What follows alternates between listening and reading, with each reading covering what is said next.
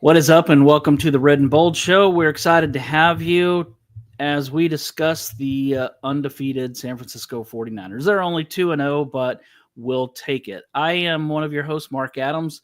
You can find me at 49ers Camelot, or you can find my work at 49ers Web Zone.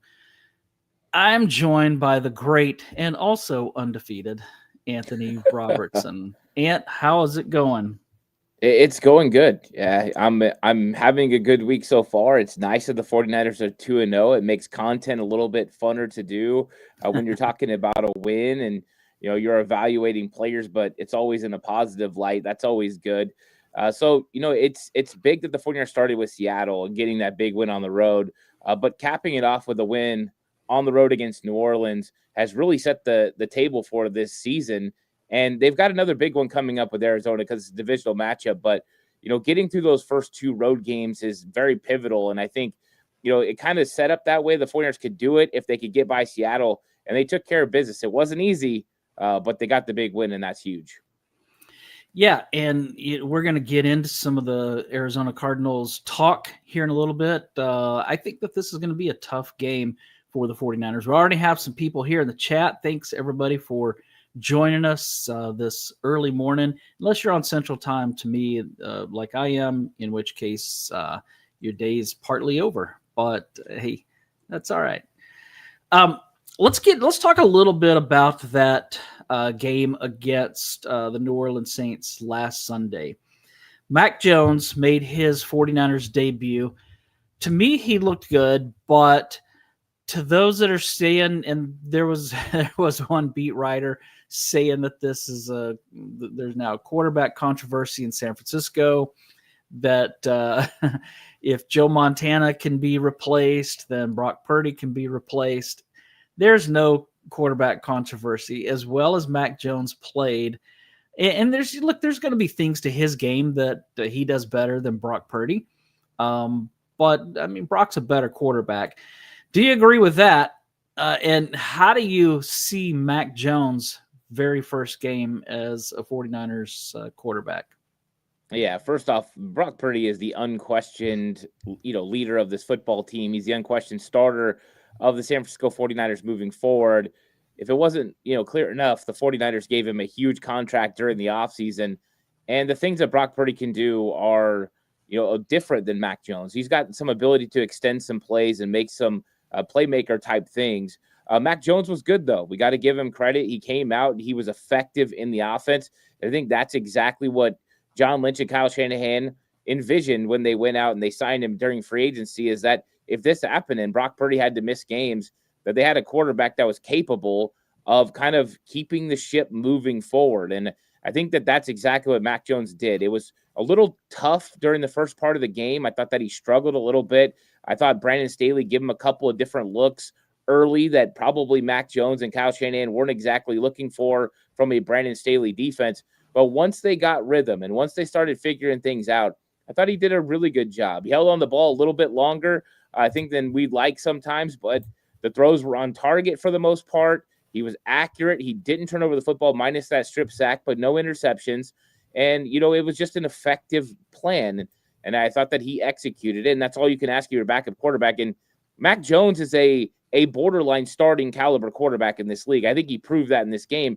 Now, he might be tasked to do the same thing against Arizona, and let's see if he can stack games on top of that. But this is why you come to the 49ers if you're considered a backup quarterback, because we saw what it did for Sam Darnold, and he didn't even really get to play. Mac Jones got to play. This is why players want to play for Kyle Shanahan and the chance to go prove what they can do. And Mac Jones proved he fits in this offense.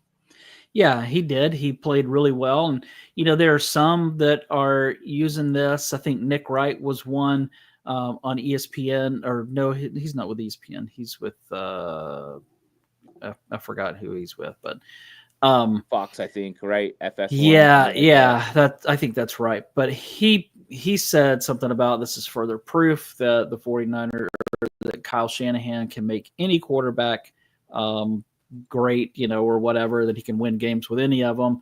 And but there have been some. CJ Beathard, Nick Mullins, those guys couldn't win. Who was the first quarterback that Kyle had in 2017? Brian Hoyer? Is that Brian who Hoyer. that was? He certainly didn't win. Now those were bad teams, and so I don't want to just pile on those guys, but I don't think that just anybody can run this offense. I mean, Jimmy Garoppolo ran it well, but fans couldn't wait for him to leave. So I liked Garoppolo, but there were times where, in a big game that's tight at the end, I just didn't have that confidence that he was going to pull them through, put the team on his back and carry them. But I like what Mac did, and just like the comment that you just put up, both can be true. Mac played well, and Brock is better. No controversy. Yeah, very well said. There's no controversy with the quarterback situation in San Francisco. Kendrick Bourne came back to the 49ers, and the fact that he had only been with the team for a few days, and I think Kyle Shanahan said a lot has changed since Kendrick was with the 49ers before, so he had a lot to learn. And there was at least one time that it looked like he wasn't lined up in the right spot, and they were kind of trying to tell him where to go. But he did well. He added more. He came up bigger than I thought that he would in his first game with the team. Yeah, he did a good job. He made the plays that he was asked to make, and it looked like Kendrick Bourne. I mean, this just looked like you took him out of 2020 and placed him, back on the 49ers, and it was rhythm. And some of that has to deal with the fact that Mac Jones was the quarterback, and those two have played together. They have a little bit of a chemistry. So that was nice, but it was good to see an effective wide receiver out there. Kendrick Bourne, he was, Jawan Jennings before Jawan Jennings, and Jennings has taken it to a whole other level with his ability. I mean, Jawan Jennings is really an ascending player still, but Kendrick Bourne is still that guy that can come up with clutch catches. He's got the ability to get yak yards. He's an energy guy, but what he is a professional that knows where to get from A to B and be there for his quarterback, a little bit of a security blanket. And I thought that's what Kendrick Bourne was in this game for Mac Jones. But it was nice to see a wide receiver room of Jawan Jennings, Ricky Pearsall, and Kendrick Bourne as the top three. I felt very comfortable with that unit, and I thought they were very effective in this game. And I think Bourne's just going to get better. The more comfortable he gets in this offense, the better he's going to get. And they have legitimate threats now that they can win, and they feel like, hey, it doesn't matter if it's 3rd and 8 or 3rd and 12. They can get first downs. And I think there was a lot of times in this offense that wasn't the case, where you thought, hey, a penalty set the 49ers back. They're probably not getting a first down. They just got to try to get a good punt. And that's not the case anymore. They got guys that could go convert, and I think that's really big. What did you see with the run game? Should we be concerned, or have they just played a couple of good run defenses that are stacking the box? Or is there something wrong with the way that the offensive line is blocking in the run game? It just doesn't have that. It has more of a 2024 feel to me than the years before that. What are you seeing? Yeah, I think the Seattle game, there was a lot of problems running the football. I thought the offensive line, the tight ends struggled at times to secure their blocks. So I thought it was not as effective as it could have been. I thought there was also some running back error, mainly with Brian Robinson as he's trying to figure out how to run. I thought with the New Orleans game, it was different. They rushed the ball, less times. They didn't have as much as far as emphasis on the run game because of how it was being played. There was a lot of single high safety looks and from Brandon Staley, a lot of loaded boxes. They were trying to stop the run.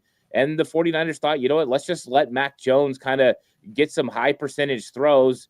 And that really worked. So it was one of the things where in the first game, it was less effective. This game, they actually ran the ball well when you looked at how the offensive line blocked. I mean, Christian McCaffrey was pretty effective, over 4 yards per carry. Brian Robinson is still struggling.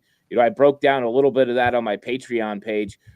There was still some things where he's not getting to his landmarks, even on the outside zone. He's not pressing it far enough.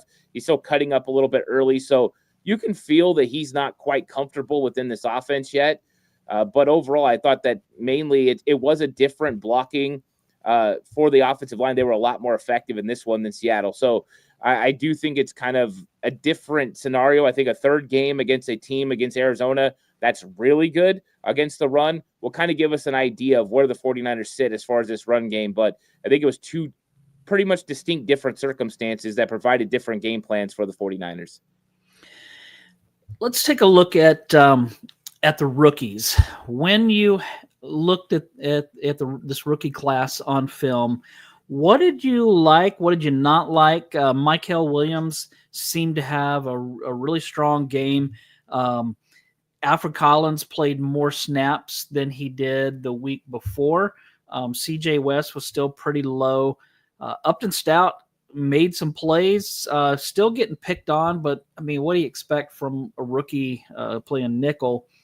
Connor Colby stepped in, and I'll let you tell me, but from my non-film eye, it seemed like the offense was better once Connor Colby got in there. Now, maybe that was just a coincidence. And then Marquise Siegel got picked on a little bit, but I'm still not that concerned with him back there. Yeah, the good thing is this rookie class, we knew they were going to be asked to step up and make plays, and they're doing it. You've got starters all over the place defensively, now presumably offensively with Connor Colby. But Mikel Williams has got to be the shining star of this football game. And I think it's funny that it comes on the heels of so much backlash of him not putting up stats the week before in the first game, but also against the team the 49ers were the most worried was going to draft him at pick number 9, and that's why they were interested in trading up. But Mikel Williams was phenomenal in this game. His ability to set the edge in the run game, but also generate pass rush from the interior that really got the first sack for Nick Bosa in this football game, and it comes on the next to last drive. And it was all because of Mikel Williams completely walking Dylan Radins back into the quarterback. Mikel Williams' full display of skills was on in this game. From him running Spencer Rattler out of bounds, to him just making those plays, he was really good. You talk about Alfred Collins. It was good that he played 24 snaps in this game, because Alfred Collins was double the player he was in week 1. He was that much better. Wow. He was so much more effective. He was breaking double teams.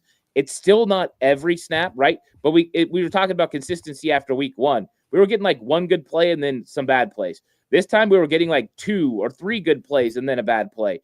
It's more effective for Alfred Collins. He's coming. He's going to get there. And the fact that he got to the quarterback and had a quarterback hit, and he's not known for being a pass rusher, showed what the 49ers think he can develop into. That was huge.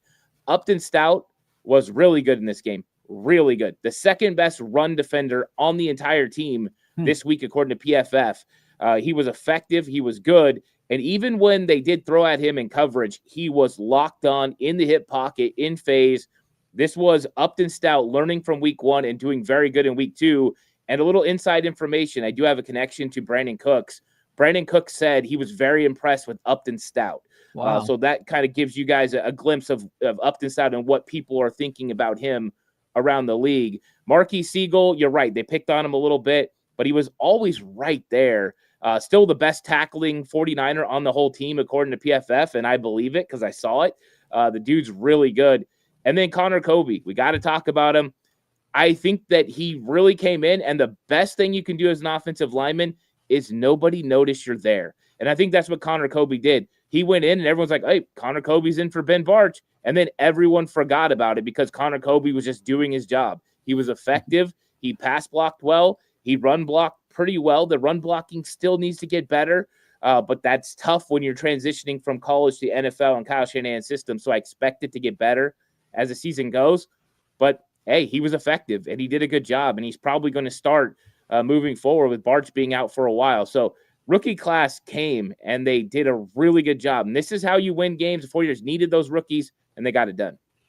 Yeah, that's exciting, because we saw some good things from last year's rookie class. This one is starting off even better than they did a year ago. So I want to take a look. Jason Pinnock is not a rookie, but Lori has this question. How has Pinnock been playing? I know we talk about the rookies, but yeah, this is one of the free agents that the 49ers brought in this year. What are you seeing from Jason Pinnock? I think in week 1, he played really, really well.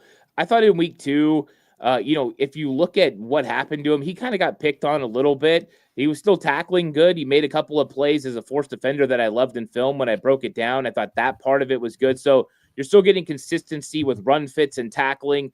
But, when you looked at some of the matchups that Robert Saleh put him in, the first touchdown that he gave up, it's tough. You got Juwan Johnson coming and setting a rub route or a pick if you're on defense against De'Amaro Lenore, and Rashid Shaheed is running to the sideline. Rashid Shaheed's one of the fastest dudes in the NFL, and Jason Pinnock has got to run with them and try to cover him. That was not going to happen. That's his first touchdown. The second one, probably the most frustrating because he's on Vele and he's got really good coverage. He presses him off the line of scrimmage. He reaches around with great technique with the arm, and he still catches the ball. Rattler makes a better throw. The wide receiver's big and long, and Jason Pinnock just can't make it. So it didn't look good, but Jason Pinnock is still playing well. And the fact that Robert Saleh put him in those situations, it means they trust him. So I don't think that Jason Pinnock is the, end-all, be-all. I think that Malik Mustafa is still a superior player.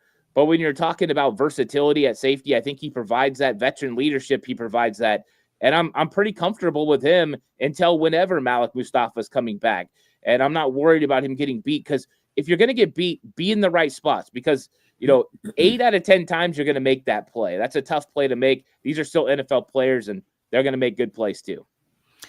Yeah. We talked about Upton Stout, that his best play of the game was that the play that where he was called for illegal use of the hands or whatever it was that he was called for.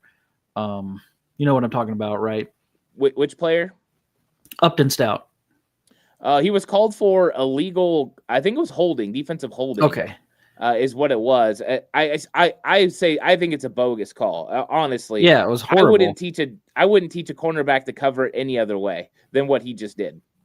Yeah, I mean, I looked at that a couple of times and I was like, man, I was like, gosh, I don't think that he did anything wrong. And then when they kept showing the replay, he clearly didn't do anything wrong. That was just a great play. But let's talk a little defense. And as we get into the defense, it's fitting that Matt Miyoko just tweeted that Fred Warner has been named NFC Defensive Player of the Week. So good for him. Warner was all over the place.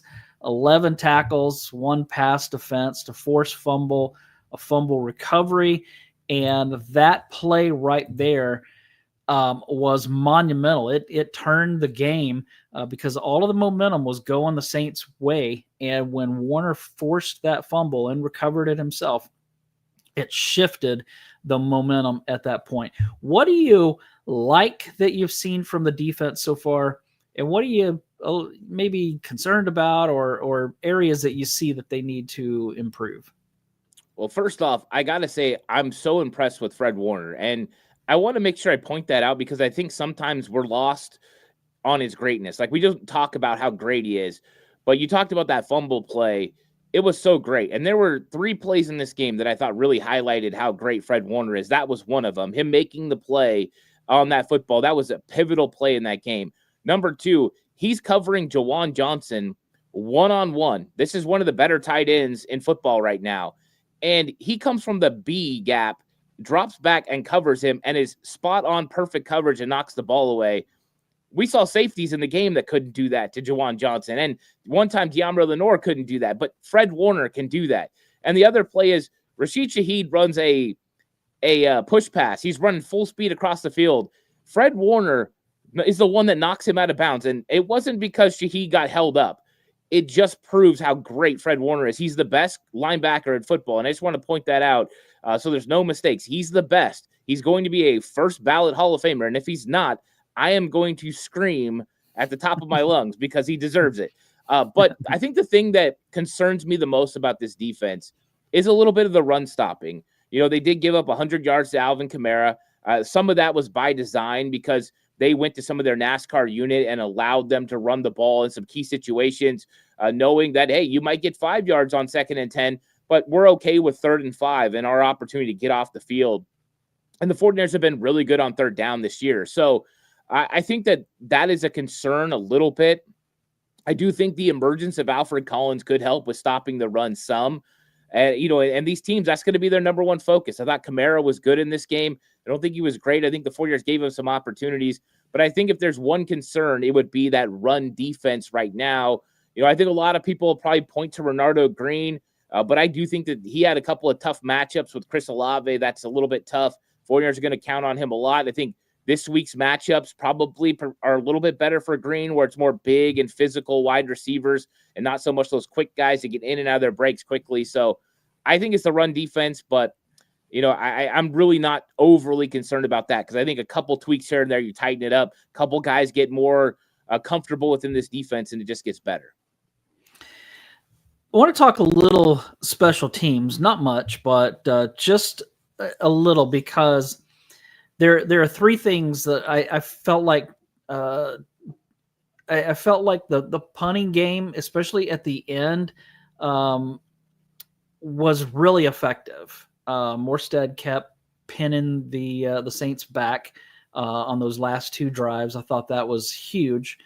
It was nice to have a kicker that makes field goals and kicks them right down the middle. I'm not sure what happened on the extra point, but the others looked good. And they didn't just squeeze in either. They made them easily. Eddie Pinheiro did. Then the other thing is, do you like Isaac Guerrero returning kicks? Because he never breaks tackles. And when he caught a ball, I don't know, he was like halfway into the end zone and decided to bring it out, where he would have had it at the 35, but bringing it out, I think he was stopped around the 20 or something like that. I just don't know that he's the best option back there, but maybe they don't have anybody else. What do you think about what we saw on special teams last Sunday? Yeah, I thought Morstead was fantastic. Pinning the Saints back a couple of times on those last two drives is pivotal. You have to go a long ways. That means you've got to be effective and you can't make mistakes. And what the Saints proved, they couldn't, go that full range that they needed to go and get that touchdown. And the defense did good. So it starts with Morstead, consistency there, and then you look at the kicker, Eddie Pinheiro. That one, he kicks from the right hash, and I think he was expecting it to come back a little bit with how he kicks, and it didn't the first time. You give him one, and then after that, he was dead set right down the middle. He adjusted. He made no mistakes. I think Pinheiro is going to be good for the 49ers. It's just going to be a lot more like Robbie Gould, where you don't have the length. You're going to have to get a little bit closer. But if you understand that, as long as it's going to go through from 52 in, you feel pretty comfortable with him. When it comes to the return game, I don't think the 49ers have gotten a lot right now out of their return game. They do have, Sky Moore and Isaac Guerrero, who are two dynamic returners. Right now, the league is choosing to kick it to Guerrero. They don't really want to kick it to Sky Moore. They know that he's got the ability to house call. The one thing we know about Guerrero, he does too. He did that last year in the preseason. He can take it the distance if he gets the opportunity. The problem is, he had one really good opportunity in this game and he fell down. He just slipped down. Mm-hmm. Right now, he hasn't been as effective. So I don't know what the answer is besides Guerrero. Jordan James is not an answer. He's been dealing with the finger. 49ers are not going to have him active. Jordan Watkins hasn't been active either. That would be another guy you kind of put in that category. When you look at the 49ers team, Dallas Flowers was the other returner. They waived him, so it's not going to be a guy on the defensive side of the ball. So I think that right now Guerrero's their best option. The only other guy I could think of, but he's a veteran, I don't know if you want to go that way, is Marquez Valdes-Scantling. So I just don't think there's a better option for the 49ers right now. He's a young player who's not really getting opportunities to produce on offense. He's got to find a way. He's playing good on the other special teams. Hopefully he'll get it together. He'll know when to kneel on the ball. He'll start getting better returns, and hopefully we'll get a couple explosives out of him. Because until he does, they're going to continue to kick it to him, and it's not going to be Sky Moore's turn. Yeah, I think that I can live with not being super effective, because, like you said, there's going to come a point that there's going to be an opening. He's going to hit that opening, and then he's going to be gone. But my biggest thing is, if they kick it into the end zone, take it at the 35. I mean, yeah, there's a chance you could break it, but there's a chance you could fumble. There's a chance you could get tripped up at the 15. So, maybe not that far back, but he did get brought down around the 20, I think. So hopefully they will get better at that. But I guess as long as they don't turn the ball over, then that's a good thing. All right, let's turn our attention to the Arizona Cardinals. I think that this is going to be the toughest game for the 49ers so far. I think this team is better than the Saints. I think that they're probably better than the Seahawks, although I'm sure most people would disagree. I haven't seen anything from the Seahawks yet that makes me think that they're any good. Now, the Cardinals didn't have an easy out last week against the Panthers. They struggled to close that one out. So maybe they're not as good, but I think they'll be up for this game. Let me ask you there, coming into this, when the 49ers are on defense, last year and to some extent in 2023, they struggled to stop the Arizona run game, whether it's Kyler Murray, whether it's James Conner. That's been an issue the last handful of times that they faced the Cardinals. And you mentioned already some concern in the 49ers run defense. Could this be a big problem, or are you more concerned about the Arizona pass game? I think that the offense in general presents some real problems. I think James Conner's had a lot of success against the 49ers, in the last, several years. His running style, his physicality has been a little bit of a problem. And I think that, that's something to definitely take in consideration. Now, I do believe that this is a different defense than they've saw in the past because Robert Saleh is back at the helm. Yeah. DeMeco Ryans and his defense was very good against the run during his tenure. And I expect Robert Saleh to kind of turn this thing around a little bit. But Kyler Murray presents some interesting problems as well, and it helps in the run game because of his ability to run the read option. He can draw some of your defenders away from their attention on James Conner. Defensive ends have to stay home, prepare for a read option. That generates some opportunities and gaps, especially when you're running a wide 9. There's a little bit more spacing that those guys in the interior have to occupy. So I do believe it presents some issues.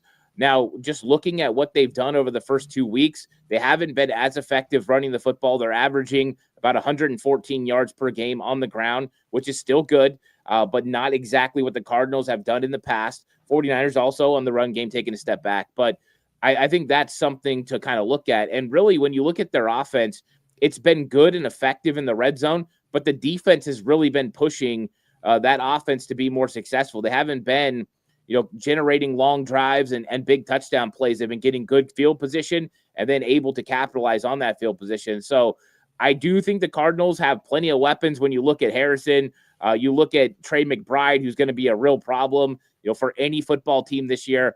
But I think the first thing the 49ers are going to come in to do is try to stop that run. And I'm sure the Cardinals are going to try to see if they can get some movement.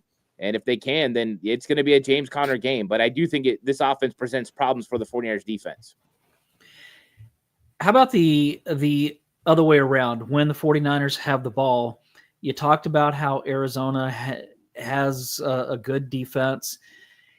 Are you more concerned about facing the Arizona defense or facing the Arizona offense? I think now it's probably facing the Arizona offense. I would have said defense before all the injuries at corner. We do not know what the Arizona Cardinals cornerback room is going to look like. They lost 3 corners last week, and we don't know if those guys are going to be playing. So when you lose your starters, they had already lost, Sean Murphy-Bunting. He was already out. They maybe lost Garrett Williams, Max Melton. He went down again with an injury. Will Johnson went down with an injury. We don't know what their cornerback room is going to look like. They might be counting on 5th-round pick Denzel Burke, to be a starter in this game. And Burke's a good player, but that might provide the 49ers some opportunities with the secondary. I think when you look at Arizona, they're effective when it comes to pass rush, but really when they're most effective is when they get to 3rd and long, and Jonathan Gannon's able to dial up a blitz and go ahead and bring a guy like Josh Sweat from the interior. That's when they're going to be dangerous. And so that would be my concern is 49ers staying ahead of the sticks. That means they have to be effective on 1st and 2nd. I don't care if it's the run game or the quick passing game. Whatever it is, be effective. That way, third and longs don't happen. Because if they do, Jonathan Gannon gets in his bag and he starts causing problems. He got all kinds of problems last week for Bryce Love. So I think this is something that the 49ers need to pay attention to and be effective on those early downs so they don't run into those situations. But right now, because of injuries, I'm looking at that Cardinals offense being a little bit more dangerous than their defense. If the injuries weren't there, I would say this defense, it's very good. Gannon has built a very good defense in Arizona. Will the 49ers be able to run the ball against Arizona? Yeah, I think they can run the ball. I mean, Arizona's been very effective. They only give up 78 yards per game on the ground. So they're very effective stopping the run. Some of that is they've been playing from ahead.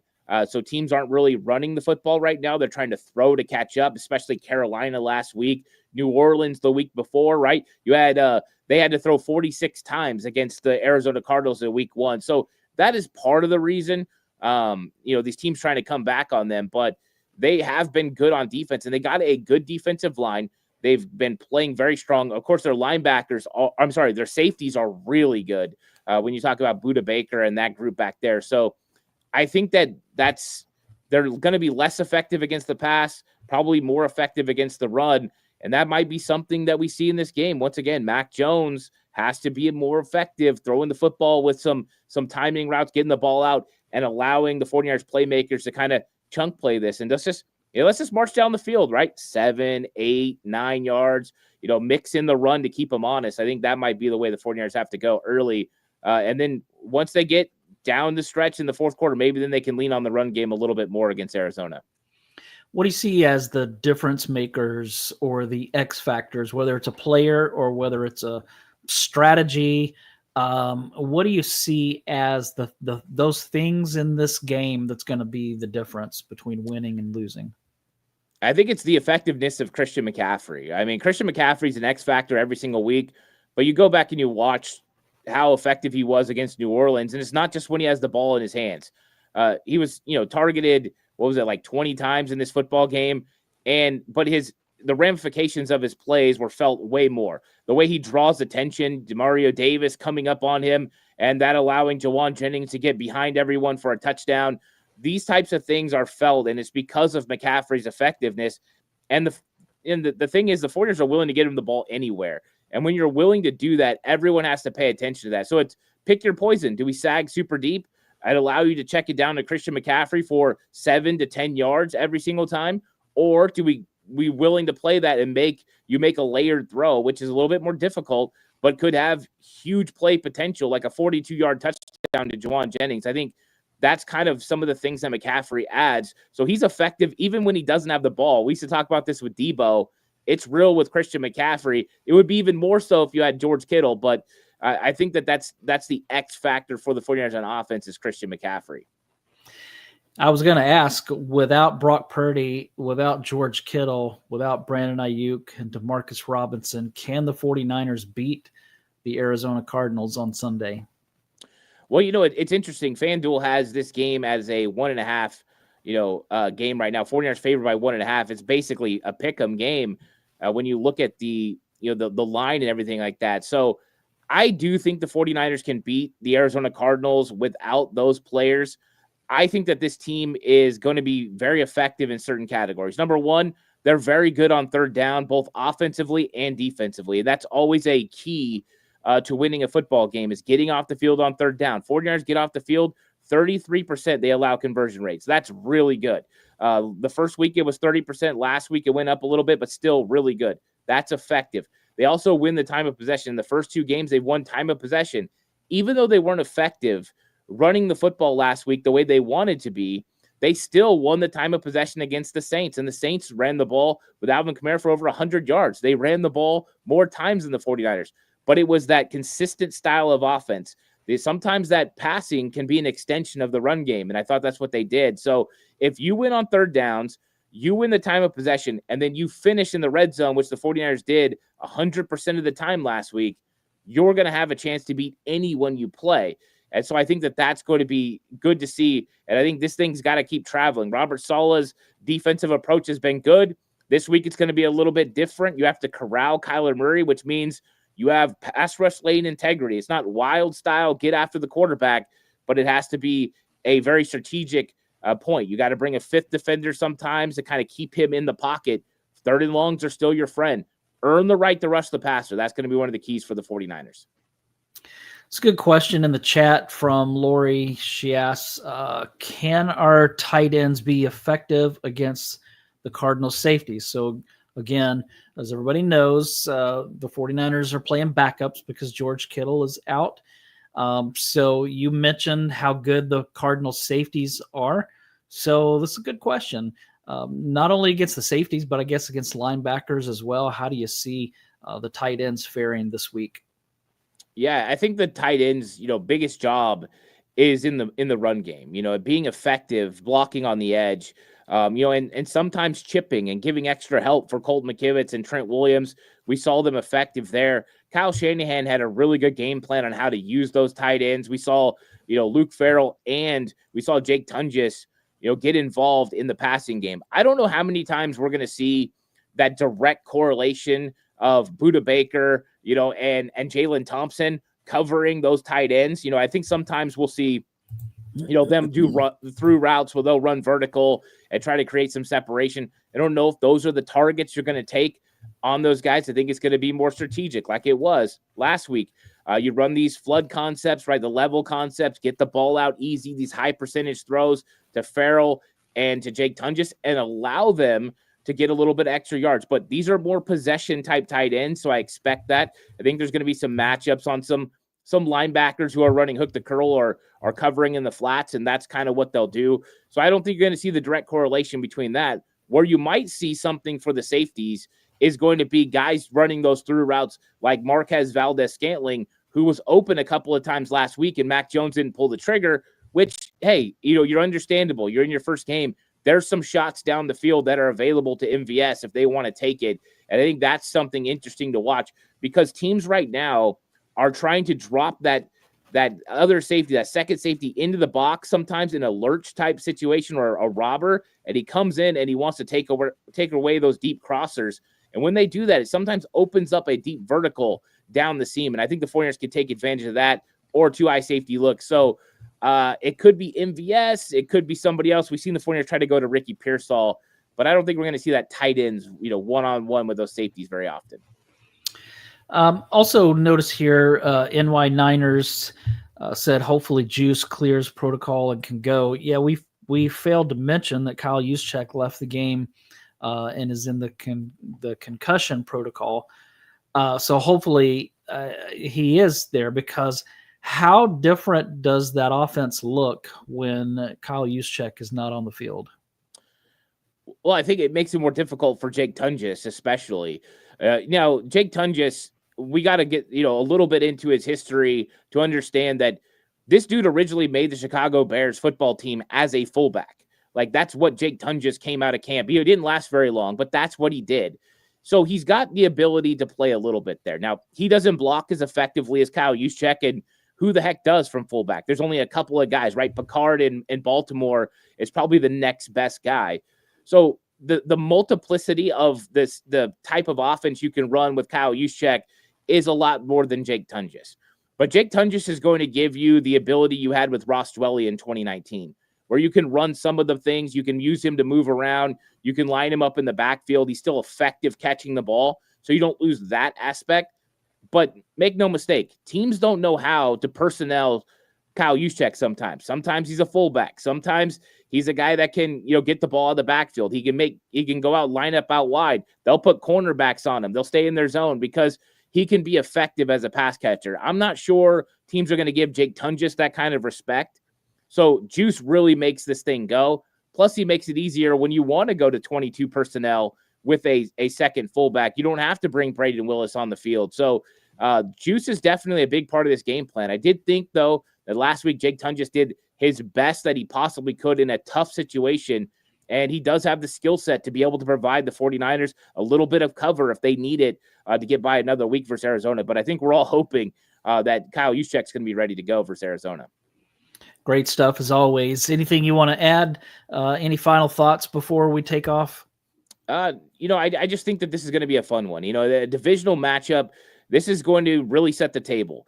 if you have wins over Seattle and Arizona, you're setting yourself up for success. We know they got a big one a couple weeks later with the Los Angeles Rams, and that will really, determine probably the fate of the NFC West. I know it's early, but if you go 3-0, just saying, if you go 3-0 in the NFC West, it's going to be very tough for all those teams to catch and pass you. So this one's going to be a big game. Arizona plays tough against the 49ers. They always have. And Jonathan Gannon's a really good coach. I think that there are ways to attack the Cardinals. I don't think the Cardinals are not a team that can't be beat. They've had 2 games where they've almost squandered their lead, both against New Orleans and Carolina. So this is going to be a 60-minute game, and hopefully the 49ers can execute enough to be able to get it done. I look for Robert Saleh to have some fun things in store for Kyler Murray. And even though Kyler Murray has been completing passes at 70% of the time, which is very effective, he's only thrown for a little over 300 yards. Mac Jones has played 1 game and threw for 276. Just show you they haven't really been a big-time offensive team, Arizona. They've relied on the defense a lot. They're going to rely on the defense a lot against the 49ers. 49ers can move the ball effectively, shorten the time, win the time of possession. They might be able to get a big win against the Arizona Cardinals at home, which is going to be great to hear the faithful getting loud for their 49ers. Yep, it'll be great if they can move to 3-0 and 2-0 in the division. That would give them a nice little leg up here for a great start. So that's all that we have today. Thanks everybody for joining us. Thanks for watching or listening. Especially want to thank those that are live with us this morning. We appreciate it. Hope everybody has a great rest of your week. See ya.